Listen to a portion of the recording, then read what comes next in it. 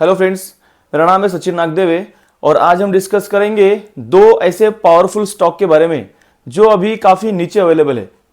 लेकिन हमको ये बात भी याद रखना चाहिए कि अगर कोई स्टॉक नीचे आया है या फिर कोई अगर 52 वीक के लो पे अवेलेबल है, इसका मतलब ये नहीं कि अभी यहाँ से वो ऊपर ही जाएगा या फिर थोड़ा और नीचे नहीं जा सकता, क्योंकि वो यहाँ से भी थोड़ा और नीचे जा सकता है। बस आपको बिजनेस अच्छा चुनना है और थोड़ा टाइम देना है, फिर वो नीचे जाके भी बाद में ऊपर ही जाएगा। देखो, हम हमेशा बात करते हैं कि जो कंपनी फंडामेंटली स्ट्रांग है उसमें इन्वेस्ट करना चाहिए, जिसका बिजनेस तगड़ा है उसमें इन्वेस्ट करना चाहिए। और अगर ये दोनों चीज़ें होने के बाद अगर वो सेम कंपनी आपको डिस्काउंट पे मिले तो फिर तो सोने पे सुहागा बन जाता है, और ऐसे मौके को एक अच्छा इन्वेस्टर कभी छोड़ता नहीं है। वैसे अभी बाजार में काफ़ी कंपनियां नीचे से ऊपर की ओर गई है, अपने रेजिस्टेंस के पास ट्रेड कर रही है, और कुछ कुछ कंपनियां तो ब्रेकआउट भी दे चुकी है। लेकिन वो कंपनियां जब नीचे अवेलेबल थी तब वहाँ पे अच्छा मौका था, तो वहाँ पे अगर किसी ने लिया होगा उसका तो अच्छा पैसा बन रहा होगा। एग्जाम्पल के तौर पे मैं बताऊँ तो कैम्स है, CDSL है, डीमार्ट है, ये सारी कंपनियां नीचे अवेलेबल थी और काफ़ी दिनों तक अवेलेबल थी, लेकिन तब इनको काफ़ी इन्वेस्टर्स इग्नोर कर रहे होंगे। लेकिन फाइनली अभी क्या हुआ, बिजनेस अच्छा होने के कारण, फंडामेंटल्स अच्छा होने के कारण, अर्निंग्स अच्छे आने के कारण अभी तो ऊपर चली गई है, और अभी लोग फिर पछता रहे होंगे। तो जब अच्छी कंपनियां नीचे के भाव मिलती है तो अच्छा इन्वेस्टर उसको बिल्कुल नहीं छोड़ता।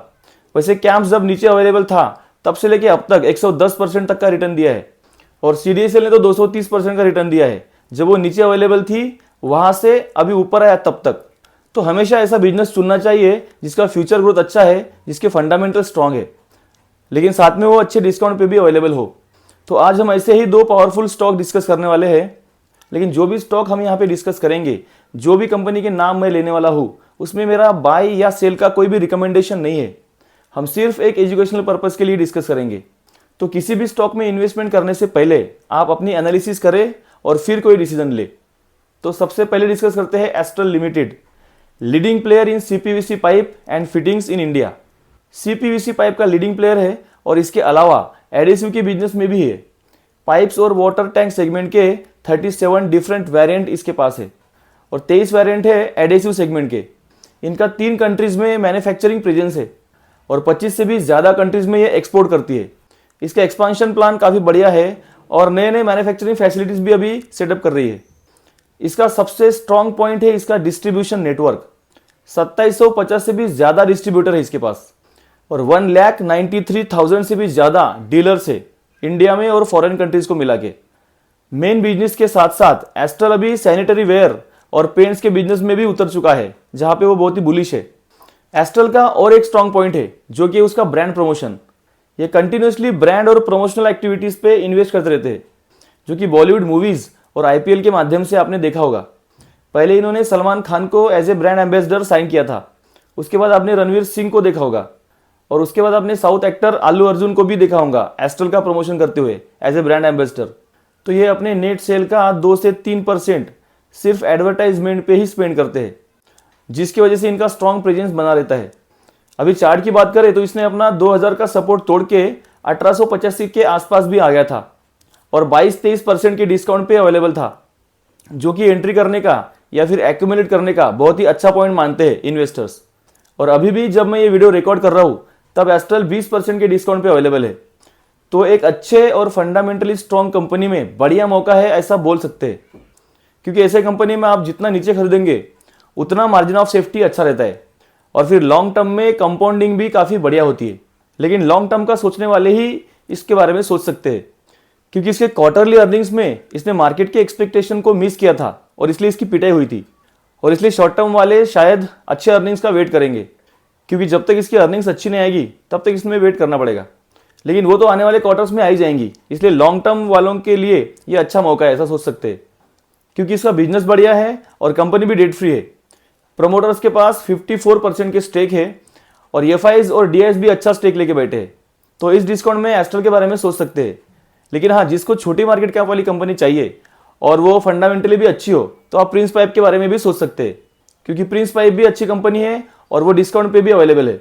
दूसरा स्टॉक है बजाज फाइनेंस लिमिटेड। तो बजाज फाइनेंस नियरली सितंबर 2021 से कंसोलिडेट फेज में ही है, मतलब सितंबर 2021 से अभी अगस्त 2024 तक बजाज फाइनेंस का स्टॉक एक रेंज में ही है, ना ऊपर ना नीचे, बस कंसोलिडेट फेज में ही ट्रेड कर रहा है और अभी 52 वीक के लो के बस थोड़ा ऊपर है। तो एक सवाल ऑब्वियसली मन में आता है कि ये एक मार्केट लीडर कंपनी है और इंडिया का नंबर 1 एनबीएफसी है, तो इसको ऐसा क्या हो गया कि ये सितंबर 2021 से अभी कंसोलिडेट ही कर रहा है। तो दो तीन चीज़ें थोड़ी समझते हैं। पहला तो इसका प्रीमियम वैल्यूएशन, दूसरा इसका एसेट ग्रोथ और तीसरा है कि क्या ये अपना प्रॉफिट मेंटेन करेगा या नहीं। तो मुझे तो ये तीनों चीज़ें अभी पॉजिटिव लगती है। हाँ, अगर इसके प्रीमियम वैल्यूएशन की बात करें तो एक टाइम पे ये 106 के पी पे ट्रेड कर रहा था, लेकिन अभी प्रेजेंटली इसका पी 28 के आसपास है। मतलब 106 के पी से 28 का पी हो गया है। मतलब पी तो कम हो गया है, लेकिन क्या इसका सेल्स और प्रॉफिट कम हुआ है?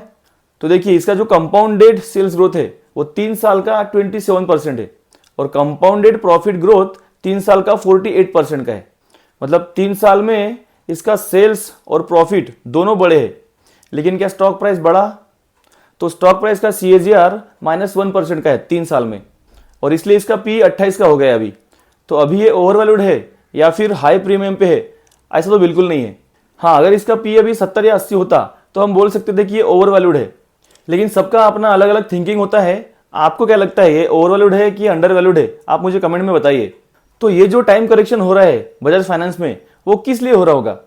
क्या वैल्यूएशन की वजह से हो रहा है या फिर क्या कोई टेम्पररी इशू है या फिर इसका फ्यूचर डिमांड मार्केट को क्लियर नहीं है? इसके बारे में अच्छे से सोचना पड़ेगा इन्वेस्टर्स को, क्योंकि इसके सेल्स और प्रॉफिट तो बढ़ रहे हैं और ऐसे कंडीशन में ऐसे टाइम करेक्शन को मैं तो अपॉर्चुनिटी मानता हूँ, स्पेशली जब कंपनी फंडामेंटली बहुत स्ट्रांग हो और वेल एस्टेब्लिश्ड हो। क्योंकि कभी कभी इन्वेस्टर्स क्या करते हैं, जब कोई कंपनी टाइम करेक्शन देती है या कंसोलिडेट फेज में रहती है तब उसको इग्नोर करते हैं और जब कंपनी का स्टॉक प्राइस बाद में ऊपर जाता है तब पछताते हैं। एग्जाम्पल के तौर पे कैम्स, CDSL और डीमार्ट का एग्जाम्पल मैं ऑलरेडी दे चुका हूँ। वैसे भी जब आने वाले दिनों में रेट कट होगा तब तो इसके साथ काफ़ी पॉजिटिव चीज़ें होने वाली है, ये तो सब जानते हैं। और इंडिया जैसे बड़े देश में उधारी का धंधा तो चलने वाला है और बजाज फाइनेंस का जो लेंडिंग का पोर्टफोलियो है वो काफ़ी डाइवर्सिफाइड है। इसके रेवेन्यूज़ हाईएस्ट एवर है, इसके प्रॉफिट हाईएस्ट एवर है और उस हिसाब से इसका स्टॉक प्राइस जो है वो भी हाईएस्ट एवर होना चाहिए था, जो कि नहीं है, लेकिन वो आने वाले टाइम में हो सकता है, ऐसा सोच सकते हैं। इसका शेयर होल्डिंग पैटर्न देखेंगे तो एफआईज और डीआईज ने काफ़ी अच्छा स्टेक लेके बैठे और पब्लिक का स्टेक कम होते जा रहा है। मतलब पब्लिक से माल लिया जा रहा है, ऐसा बोल सकते हैं। दूसरा इंपॉर्टेंट कंसर्न जो लोग मानते हैं, इन्वेस्टर सोचते हैं, वो है जियो फाइनेंस। तो जियो फाइनेंस का क्या इफेक्ट होगा? तो देखो, मार्केट ने तो सारी चीज़ें ऑलरेडी प्राइस इन कर चुके हैं। बाकी जियो का जब बिजनेस चालू होगा तब तो और भी चीज़ें क्लियर हो जाएगी, लेकिन ये एक ऑलरेडी एस्टेब्लिश कंपनी है, प्रूवन एंड टेस्टेड है। और एक बात, अगर कोई मुझे पूछे तो मैं बजाज फाइनेंस भी रखूंगा और जियो फाइनेंस भी रखूंगा, लेकिन इतने अच्छे वैल्यूएशन पे बजाज फाइनेंस को इग्नोर करना ये समझदारी तो नहीं है, ऐसा मुझे लगता है। वैसे ये मेरा व्यू है, कोई रिकमेंडेशन नहीं है। तो अगर आपको इस वीडियो से कुछ नॉलेज मिला, कुछ वैल्यू मिली और आप चैनल पे नए हैं तो चैनल को सब्सक्राइब जरूर कीजिएगा और वीडियो पसंद आया तो लाइक कीजिए, शेयर कीजिए और कमेंट भी कीजिए। तो मिलते हैं किसी नेक्स्ट वीडियो में, तब तक के लिए बाय बाय।